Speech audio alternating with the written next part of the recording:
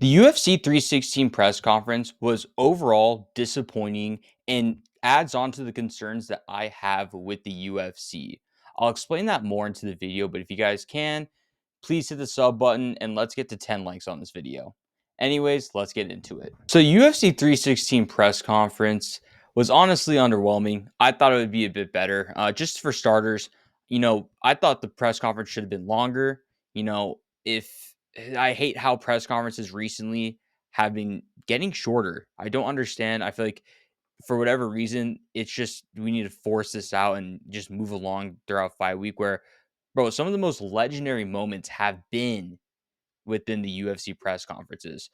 One of many examples. Obviously, I think this is the most obvious pick, but look at Khabib and Conor McGregor during the fight week press conference.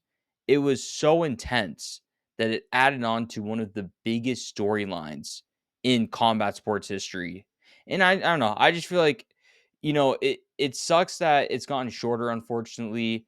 And even with like the reporters of the MMA, whoever's asking these questions within the UFC press conference, I'm not talking about this one, but like all the other ones in general, they just need to be better. I'll give you one example within UFC 316 that I just thought was like, why was this necessary? There was a reporter for I don't know his name, but he asked about if Shane Burgos was going to be returned into, UFC. And John Anik, Dana White wasn't even there, which I'll get to later. But it was John Anik who was in the middle, not Dana White. Asked that question to him, and first off, John Anik obviously doesn't decide what's going to happen within the business of the UFC. But second, why are we mentioning Shane Burgos in a UFC press conference in 2025 when he's not even fighting on the card? Like, this is something you'd probably want to ask maybe after the event when when it's the post when Dana White's, answering the post fight interviews. Not during the press conference during fight week. It doesn't make any sense. I'm surprised no one asked about the locations of future events. That was the first. But yeah, I just don't understand why that question needed to be asked. And then now to the Dana White point, right? Which John Anik and just being in these press conferences, more than Dana White. It's a bad look when the president of the UFC isn't at these press conferences.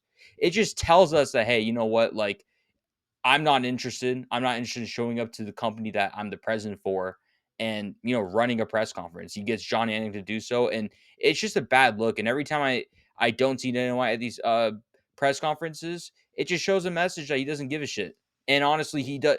It just makes the press conferences not as I don't want to say he affects the press conferences, but as a look, it's a bit unprofessional. Sure, maybe he's busy doing other stuff, but come on, man, it's UFC, and it just goes along with the whole complacency argument that I talked about a few videos ago.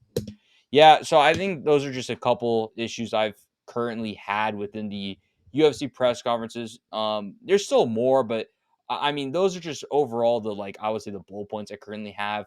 On a more positive note about this UFC 306 press conference, I really liked Juliana Pena, Kayla Harrison back and forth. Whenever they could get the chance to go back and forth, it was entertaining to watch. It makes the more eyes and more attention towards WMMA, especially with this fight being one of the top tier matchups to make within the UFC bantamweight women's division. So I'm glad that they got their spotlight doing their shit, and Kayla Harrison actually kind of responded with some uh, good comebacks against Juliana Pena. I thought it was mainly going to be Juliana Pena, like just talking her shit, getting the better over Kayla Harrison. But you know what? Kayla Harrison was staying on her ground, which was really cool to see. And lastly, one thing I kind of liked with this UFC 316 press conference, I think Patchy Mix did a good job presenting himself for the first time in front of the UFC fans and audience.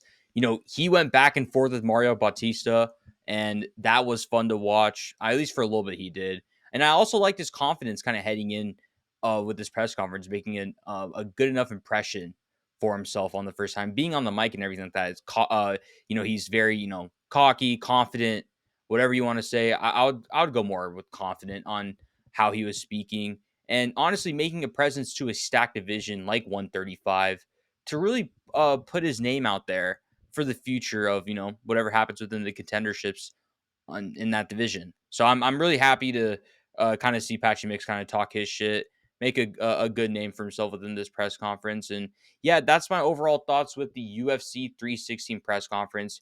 If you guys like this video and want more videos like this, please hit the like, comment, and subscribe button. And I'll see you guys on the next one. Peace.